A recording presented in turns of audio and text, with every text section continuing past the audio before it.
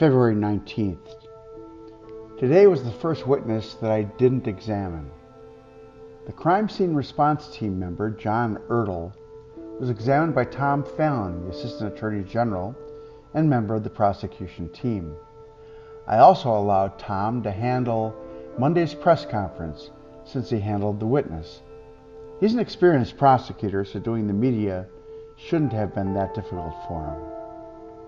It does raise the first time that I was really not personally, quote, in control of the case. It's probably good for me to give up some control of the aspects of the case, if for nothing more than for a brief break. The coming days will bring more examinations for Tom, as well as Norm Gahn, who will handle the blood evidence.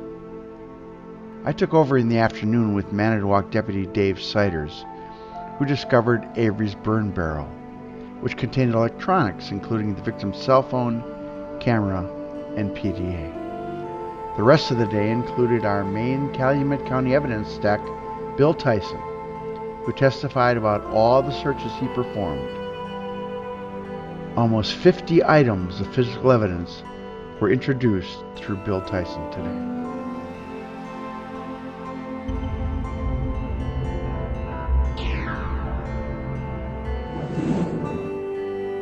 This is John Lee for postcrescent.com, standing outside the Calumet County Courthouse.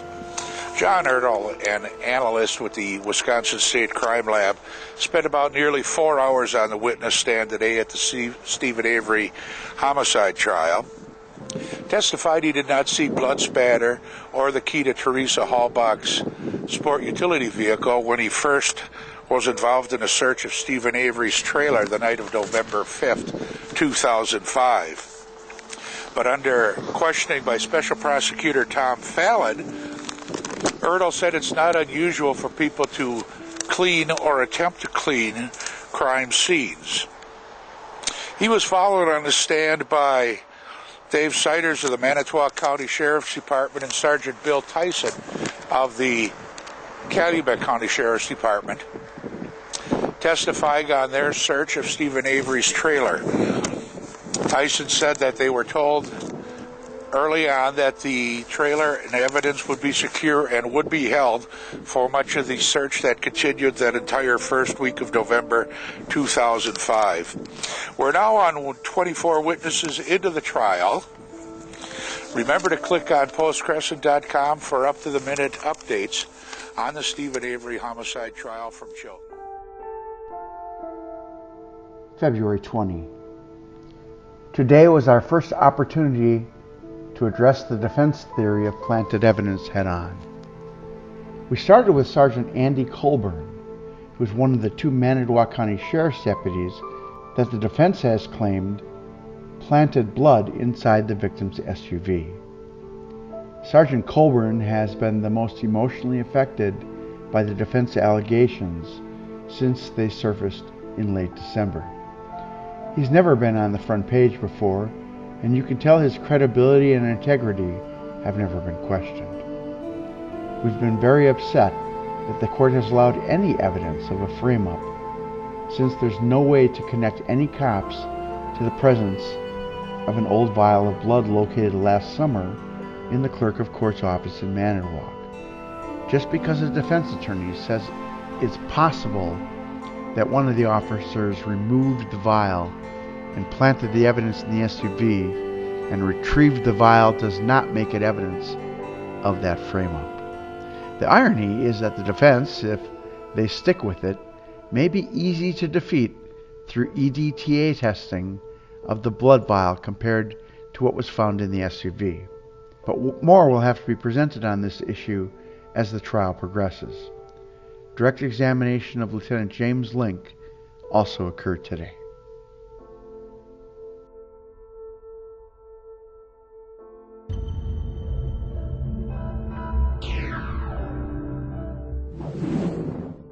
This is John Lee reporting from outside the Steven Avery homicide trial in Calumet County. Sergeant Andy Colburn of the Manitowoc County Sheriff's Department remains on the stand this afternoon. Special Prosecutor Ken Kratz ended his questioning by asking Colburn directly if he ever planted blood or any other evidence to implicate Steven Avery and Teresa Halbach's homicide. Colburn answered no and said it's the first time in his long career as a Manitowoc County police officer that his integrity has been questioned. Have you ever planted any evidence against Mr. Avery? That's ridiculous. No, I have not. Have you ever planted any evidence against anybody in the course of your law enforcement career? I have to say that this is the first time my integrity has ever been questioned, and no, I have not. Defense attorney Dean Strang took over questioning that time and told Colburn, "This is the first time your integrity has been questioned. It's not the first time Mr. Avery's has been questioned, and I have a few questions for you." And somebody finally suggested to you in June, more than 7 months later, that maybe you ought to write a report about that first interview with Steven Avery. They informed me that there was indeed a report and that I should make an entry on it, yes. You made an entry on it? Yes, I did. That entry was all of about a page. Yes, it was a few paragraphs. I don't know how many. This is John Lee. Remember to click on postcrescent.com for up-to-the-minute updates from the Calumet County Courthouse. February 21st. Testimony concluded with Lieutenant James Link today, one of two Manitowoc deputies accused of planting evidence against the defendant. The defense was not subtle or gentle with the witness, but he did a good job controlling his emotions. I asked him how it felt to be wrongly accused of a crime, trying to turn the tables on the suggestion that the defendant is once again being wrongfully accused. The younger detective from Manitowoc County, Dave Remaker, testified to his involvement in finding a message from Teresa on an answering machine, announcing that she'd be there that day. A problem developed as Remaker failed to turn over to us one of his reports, but we got by without any major controversy. Direct evidence of evidence tech Dan Kaharski from Calumet County also occurred today. After court tonight, several crime lab witnesses were all in our office at once, each preparing with a different attorney and lead investigator. It was a fun sight with the whole team in prep mode. At the halfway point, the presentation of our case, it's been rocky, but everything has gotten in so far. So far, so good. But we'll see.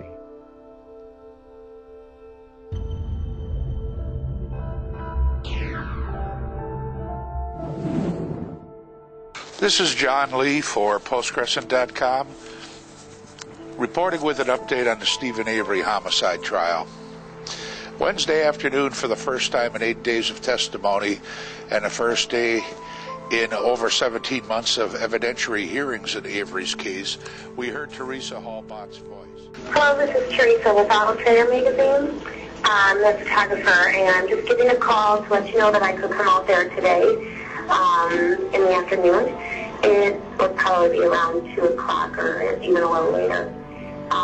If you could please give me a call back and let me know if that'll work for you, because I don't have your address or anything, so I can't stop by without getting a call back from you. And my cell phone is again, it's Teresa, 920-737-4731. Thank you. Monday, 12. Manitowoc County Detective Dave Remaker recounted how he was involved in a search of Steven Avery's trailer November 5, 2005, after Halbach's vehicle was found at the Avery Salvage Yard. As he was checking about a dozen messages on Avery's answering machine, he came on message number 6, where Teresa was calling back to confirm her appointment and to tell Steven Avery she would be at his home between 2 and 2:30 p.m. October 31st, the day she was last seen alive. Remaker also used his time on the stand to defend two of his superiors, Lieutenant James Link and Sergeant Andrew Colburn, saying he trusted them implicitly and that the fact that they had given A deposition in Avery's civil case just prior to this was never an issue with the magnitude of the search that law enforcement officers were faced with. Click on postcrescent.com for up-to-the-minute updates from the Calumet County Courthouse. February 22nd. The first half of the day included testimony and cross-examination of Deputy Dan Kaharski, one of several evidence techs in charge of searching Avery's property and seizing property. One of the significant problem areas was finding the victim's key in the defendant's bedroom on at least the third time that they entered. This problem will feed either the planting defense or at the very least call their competence into question.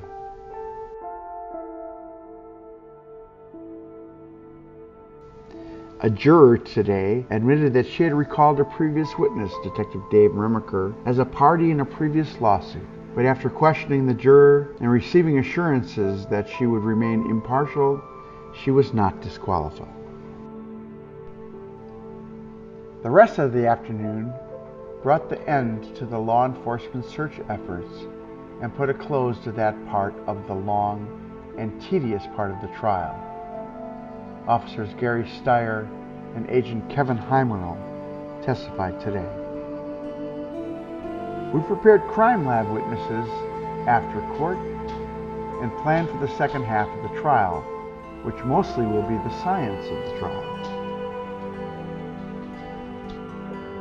I'm holding up okay, despite no more than 5 hours of sleep any night. The second defendant, Brendan Dassey, is also on the horizon.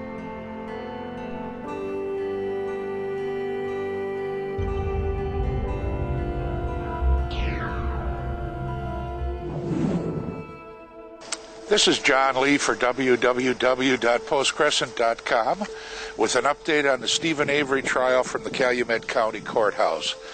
Deputy Dan Kaharski of the Calumet County Sheriff's Department retook the stand today and talked under questioning by Special Prosecutor Ken Kratz about the November 6, 2005 search of Steven Avery's job and garage. Searchers that day found 20 spent shell casings from a .22 caliber rifle. The bullet fragment that was later found in the garage was not found on this search. That was found in March 2006 when police returned with another search warrant after Brendan Dassey had been arrested in the case and told police that Teresa Halbach had been shot in the garage. Kaharski was questioned directly by Kratz on if Sergeant Andy Colborn or Lieutenant James Lenk of the Manitowoc County Sheriff's Department would have had an opportunity to plant the key. He eventually admitted that there was about as much chance of them planting a key as there was of aliens putting it there. Defense Attorney Jerome Buting has started cross-examining Kaharski at this time, pointing out there were not any aliens in that room, and he is back on the Colborn-Lenk suspicion as part of the conspiracy theory. Kevin Avery, an arson investigator with the State Division of Criminal Investigation, testified most of this afternoon. Among his duties during the search of the Avery Salvage Yard in November of 2005 were checking items from a burn pit that was in back of Steven Avery's trailer. They took several bucketfuls of that material down to the state crime lab and sifted through it. Among the items found were 5 metal rivets from a clothing line named Daisy Fuentes. Mr. Wiegert is going to hand you what's been marked for identification as exhibit number 279. Tell us what that is, please. It appears to be a clothing rivet, similar to what I described, that you would find on a pair of denim pants, for instance. And was this clothing rivet that was identified, easily identified, or at least identified with writing right on the rivet? Yes. And what does the rivet say? The rivet is stamped Daisy Fuentes.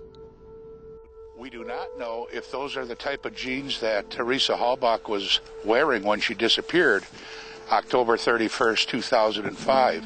Special Prosecutor Ken Kratz told me after court that clothing line is sold exclusively at Kohl's department stores. He would not comment on if there is evidence coming later in the trial that Halbach owned or was wearing that type of jeans.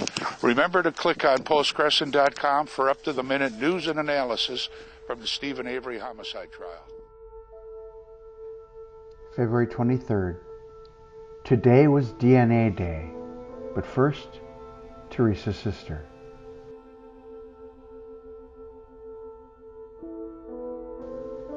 Katie Halbach, age 15, testified that her big sister Teresa did lots of things that sisters do, including talking about clothes. One day, Katie noticed a new pair of Daisy Fuentes jeans that Teresa had on and teased her sister that they were her old person jeans. After Teresa's death, Katie went through Teresa's clothes and found the jeans were missing. Other witnesses have testified that Teresa was wearing jeans that day, but they didn't know the brand. Obviously, the fact that the investigators found Daisy Fuentes rivets in the same place as the victim's human remains should be a significant fact for the jury. Colleen testified that she obtained standards, what are called exemplars, from all the adults on the Avery property, including Steven, his brothers Chuck and Earl, his sister Barb, her kids, Brendan, Brian, and Bobby, and Steve's parents, Dolores and Alan. She received an exemplar from Teresa, a 2002 Pap smear, and developed DNA profiles for all of them. She then processed physical evidence, the blood found inside the victim's RAV4, saliva from the victim's soda can, DNA on the vehicle's hood latch, a car key found in the defendant's bedroom, and a bullet found in the defendant's garage. She was able to develop a partial profile from the burned and degraded human bone and tissue found in the defendant's burn area. After developing all the profiles, the task is simply to see if there's a match or if the samples are excluded as coming from a particular source. There were a couple of instances of contamination on a controlled sample. Sherry guessed was from her talking as she trained younger analysts how to perform the test. But she assured the jury that it did not affect her results or the conclusions that she would draw.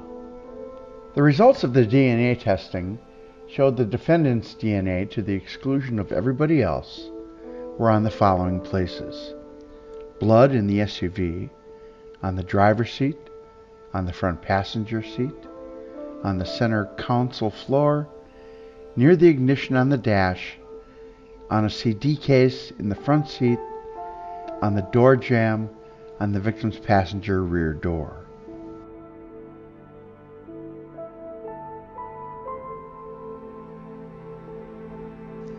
Skin cell DNA on the SUV hood latch and on the Toyota key found in Avery's bedroom.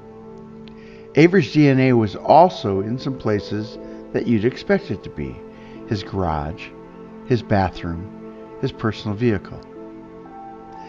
The victim's DNA was found in bloodstains in her SUV, large pools of blood in the cargo area, smears on the rear tailgate plate, blood patterns on the back inside door panel. As mentioned, a partial DNA profile was developed from the victim's recovered bone and tissue, and her DNA is found on a bullet recovered from the defendant's garage.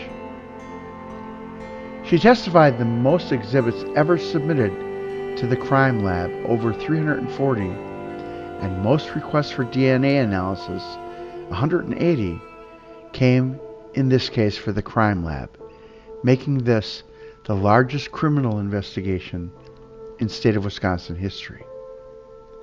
Cross-examination begins Monday.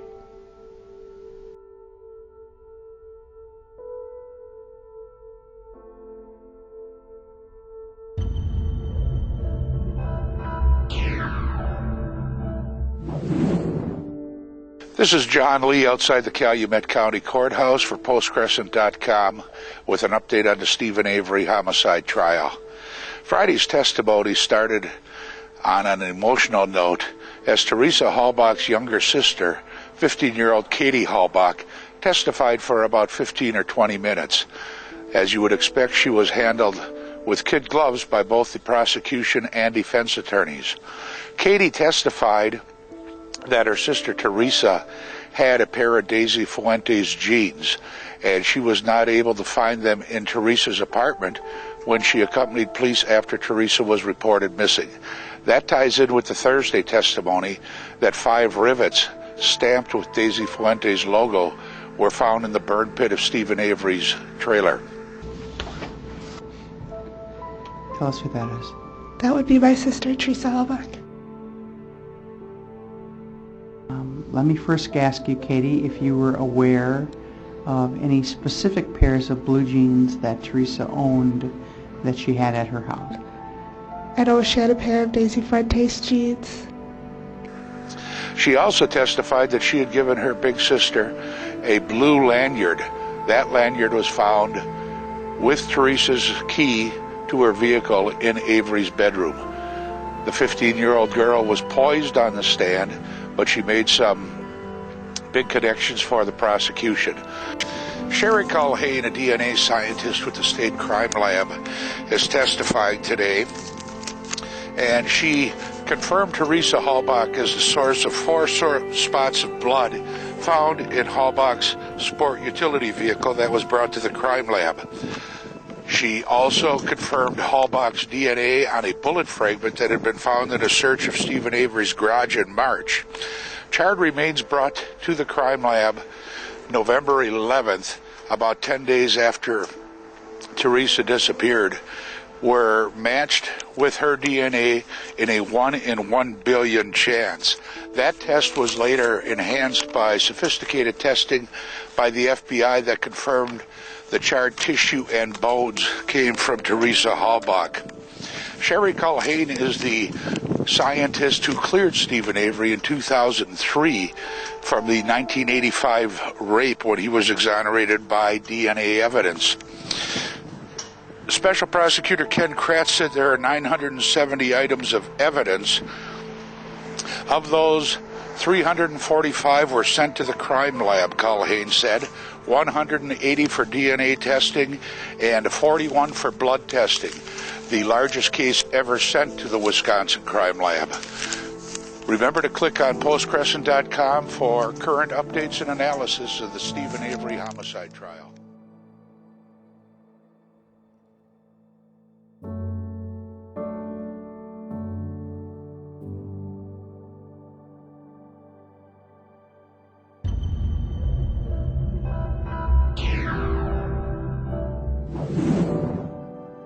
This is John Lee for postcrescent.com with an update on the Steven Avery homicide trial.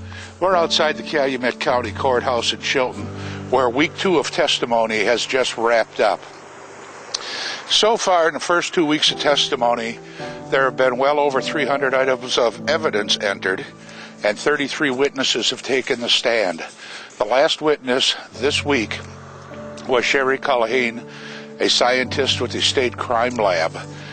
Her testimony ended early with her and prosecutor Norm Gahn explaining to the jury that she identified Steven Avery's blood on about 6 places of Teresa Halbach's sport utility vehicle. You have an opinion, to a reasonable degree of scientific certainty, whether Steven Avery is the source of the bloodstain found on the dashboard by the ignition in Teresa Halbach's RAV4. Yes. And what is that opinion? My opinion is that Steven Avery is the source of that stain. That included a center console, a CD case, cargo area, ignition, and a passenger seat. That was besides identifying Avery's DNA on Teresa Halbach's car key that was found in a search of his apartment. Week 2 is in the books. Join us at postcrescent.com starting Monday for more updates on the Steven Avery trial.